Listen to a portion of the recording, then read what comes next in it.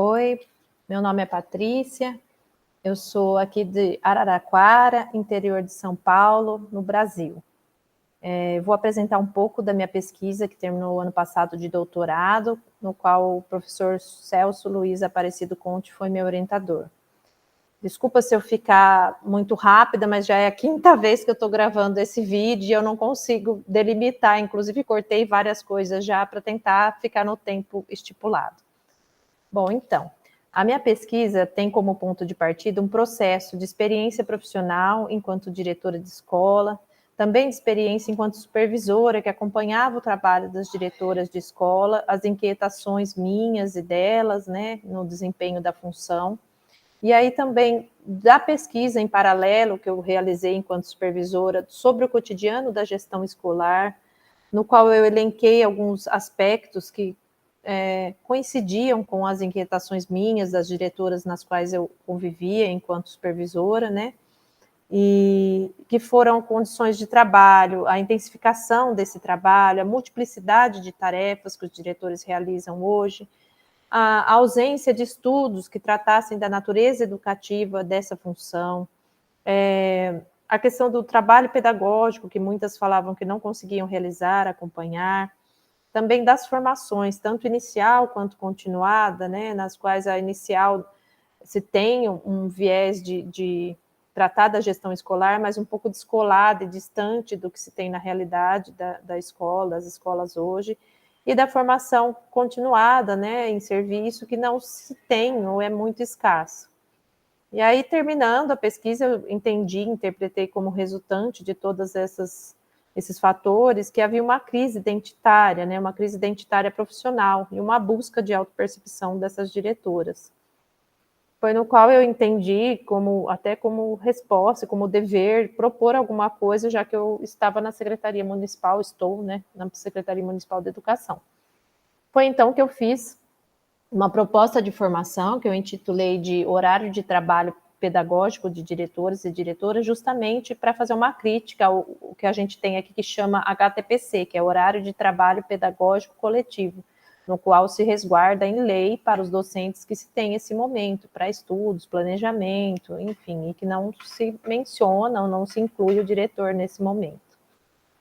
E aí, concomitantemente a essa proposta, né, eu elaborei um projeto, um pré-projeto para o doutorado, no qual eu questionava e tinha como dúvida entender quais seriam as necessidades formativas dos diretores e das diretoras de escola, uma vez que se tinha essa crise identitária profissional, né? Não se sabia bem o que se esperar ou o que se realizar no desempenho dessa função. E aí, como diante de todas essas inquietações e dessas propostas de formação e do projeto, eu entendi que para falar dessa função, para buscar entender, era preciso levar em conta duas dimensões nucleares, né? O processo de constituição da função, né, desde quando ela foi institucionalizada aqui no Brasil, e o locus onde ela se desenvolve, seria a escola pública.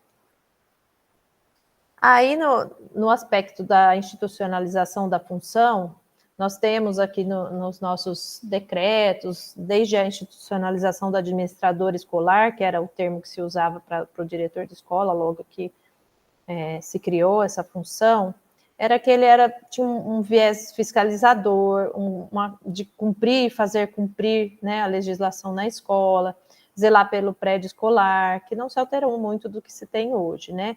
E que se exigia, era nomeado pelo governo, né? Hoje nós temos alguns estados que ainda são, mas a grande parte dele dos estados do Brasil são por concurso, ingresso para a função de diretor, né? E alguns por eleição. E a formação que se exigia na época, né? Tanto e a experiência como docente, né? Como para poder ingressar nesse cargo, né? Mesmo pela indicação. E tem, inclusive, o Vitor Paro, né, que é um autor aqui referência na área da gestão escolar, faz uma crítica, né, que seria a autoridade máxima na escola, o diretor, mas, por outro lado, porque ele tem essa condição de responsável último por cumprir e fazer cumprir a lei e a ordem na escola, ele se torna um mero preposto do Estado, né? Então, uma crítica que um autor aqui de referência faz a respeito desse papel dele de representante do Estado. Aí nós temos também a literatura, que desde essa época, Anísio Teixeira, né, aqui em 1961, vai falar que o diretor seria o professor dos professores, que ele teria, portanto, uma experiência na docência, né, altamente especializada. Então, a gente seria o principal professor da escola. E aí, diante do que ele fala, o professor Celestino Alves da Silva Júnior também, o Silva Júnior fala, né, e da fala de algumas diretoras, eu coloquei essa expressão para avançado, mas não no sentido hierárquico, né, de sobreposição de diretor com professor, mas sim de responsabilidade, de comprometimento que ele tem que ter junto aos demais, né, que ele que seria no sentido de ter responsabilidade mesmo com os demais agentes e com a educação em geral. E aí, o locus, né, da função, que seria a outra dimensão a ser analisada, eu elenquei 4 fenômenos, fatores que complexificaram o trabalho nessa escola pública e, consequentemente, a ação dos que estão nela, né?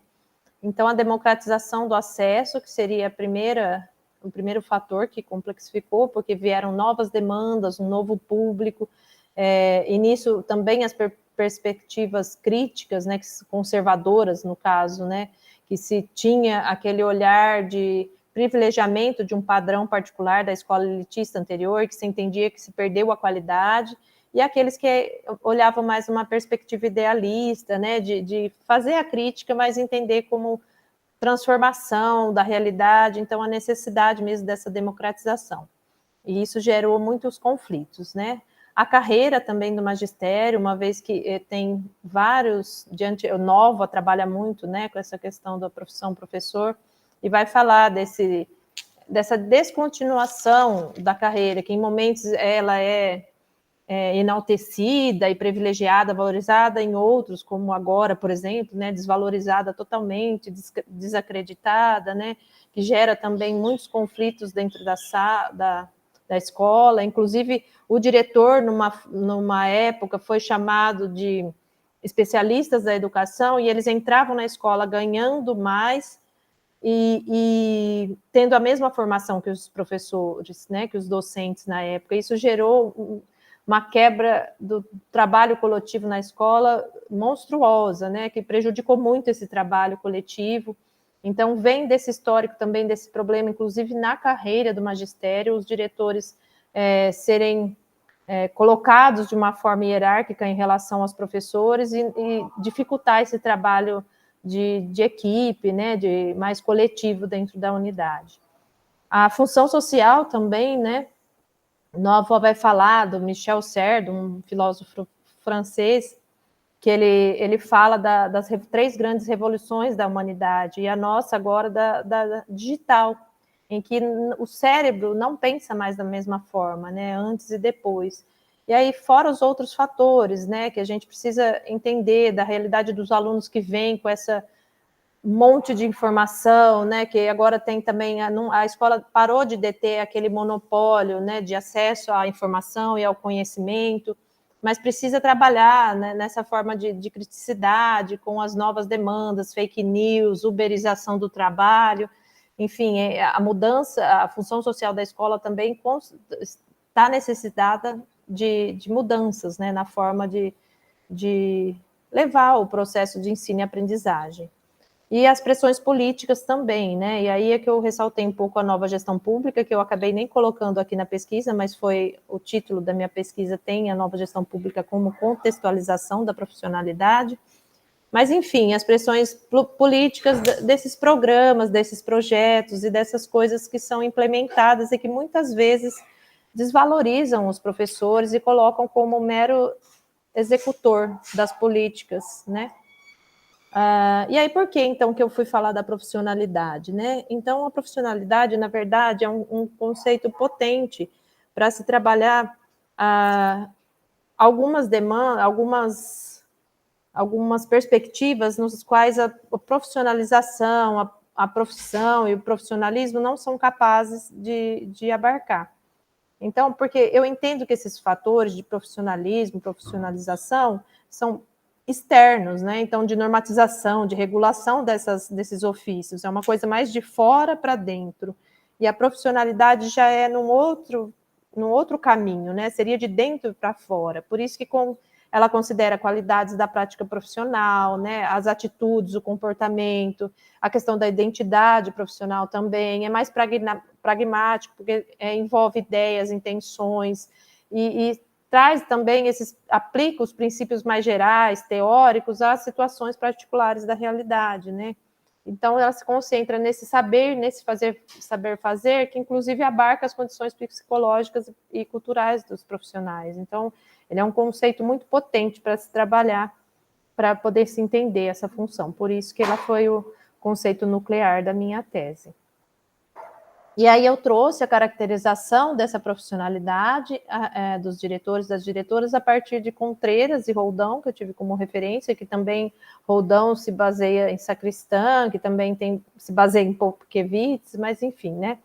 E eu elenquei a competência, o saber específico e a especificidade da função, né?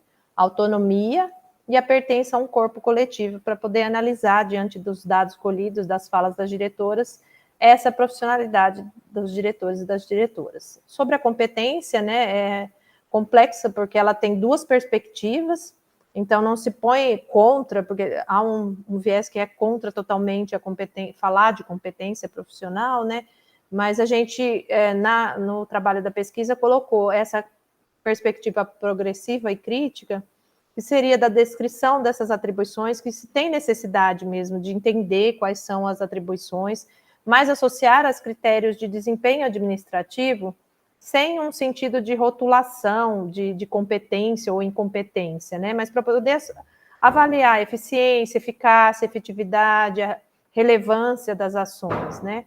E, claro, principalmente entendendo essa competência dentro da dimensão valorativa e ética, né? Dessa profissão, que inclusive tem como premissa, princípio, resguardar um direito, né, o direito à educação. Então, não pode prescindir dessa dimensão. E aí, as outras perspectivas, né, de ideias mais racionalistas e neoliberais, que vão falar um pouco da expropriação dos instrumentos do recurso do trabalho, né, onde se tem um planejamento externo por outras instâncias e um controle também externo, e relega aos agentes escolares apenas a execução dessas ações planejadas por outras pessoas. A sobreregulação do Estado, né, que diante dessa tipificação de práticas dentro das competências começam a regular demais essas ações dentro da escola, né, tolhendo muito algumas outras ações diferentes das que são já elencadas, e com isso aprofunda as condições extenuantes do trabalho desses profissionais. Dentro da outro caracterizador da especificidade dos saberes e fazeres, eu elaborei um quadro, no qual eu chamei de nuances da profissionalidade dos diretores, né? E como matriz eu coloquei representante do Estado e para avançado, né? Representante de Estado por conta de ter mesmo essa função, e o para avançado, que também pode atuar, né, dentro da representação do Estado, mas que de vez em quando pode entrar naquilo que Licínio Lima comenta a respeito das infidelidades normativas, né, de se dar volta ao texto, de fazer combinados, inclusive às vezes para melhoria mesmo do trabalho lá, que não tem nada normatizado, mas que diante do organismo vivo e pulsante que é a escola, né, se precisa agir às vezes fora do que está dentro da lei, né? E por isso que eu tirei ele de dentro de representante do Estado em alguns momentos. Eu não vou conseguir falar de todos, porque o tempo está esgotando. A autonomia profissional também foi outro caracterizador, né? Então, também é complexo, porque às vezes se entende como um laissez-faire, cada um faz o que quer, pode fazer, ou de uma não intromissão nas ações, né? Os professores falam muito do direito de cátedra aqui, né? Mas aí também é bom se ter noção de que se é um serviço público, né? Eu estou falando da escola pública, então a gente tem que dar conta do serviço que é prestado publicamente, né? Nós somos servidores públicos, então não é cada um faz o que quer, né? É uma autonomia no sentido de poder criar e poder trazer coisas, mas não fora totalmente, fazendo cada um o que quer, né? A gente tem algumas normatizações, algumas coisas a seguir. E a não intromissão seria numa crítica que Contreira fala de que isso não pode, já que a gente também, como eu disse, é agente de um direito, o direito à educação, a gente não pode prescindir que outras pessoas opinem ou possam definir os rumos das ações, né? E aí eu pus aqui na questão de autonomia mesmo, que a educação requer responsabilidade, não se pode ser responsável se não é capaz de decidir, seja por impedimentos legais ou por falta de capacidades intelectuais. Autonomia, responsabilidade, capacitação são características tradicionalmente associadas aos valores profissionais que deveriam ser indiscutíveis na profissão docente. E profissionalização pode ser, nessa perspectiva, uma forma de defender não só os direitos dos professores, mas a educação. Então, é esse tipo de autonomia que a gente quer, mas não nesse sentido de laissez-faire e não intromissão.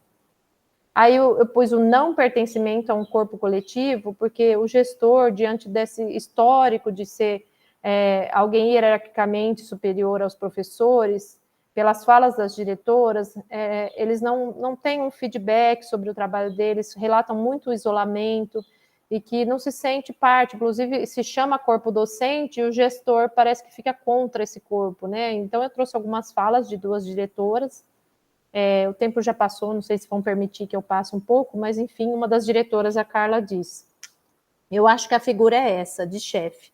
No teor é sempre essa, é sempre vigiar e punir. Realmente mina a energia. Me vem como se eu estivesse do lado oposto. Acharem que eu tenho sempre um plano maquiavélico, ou uma coisa por trás, que eu não sou da equipe. Aí a Malu, a outra diretora, quando a gente chega na direção, meio que cai de paraquedas, acaba tendo que aprender na marra a fazer as coisas. Muitas vezes aprende errado, muitas vezes a gente leva errado por muitos anos, até que alguém perceba que a coisa não é da maneira correta. Então aqui eu coloquei um pouco, né, a Carla falando de não se sentir parte desse corpo, né, coletivo da escola, e outras falas também apresentam isso, e da Malu falando dessa coisa de aprender errado, porque elas não têm formação, não têm momentos de discussão da função, então ficam isoladas, não têm esse feedback do que está fazendo e acabam, às vezes, fazendo coisas erradas por muito tempo. E aí, por fim, eu coloquei as profissionalidades, né, propalada, construída e almejada, que a propalada seria nessa retórica do profissionalismo, mais nessa cobrança das competências, dentro desse viés que não considera as condições da escola.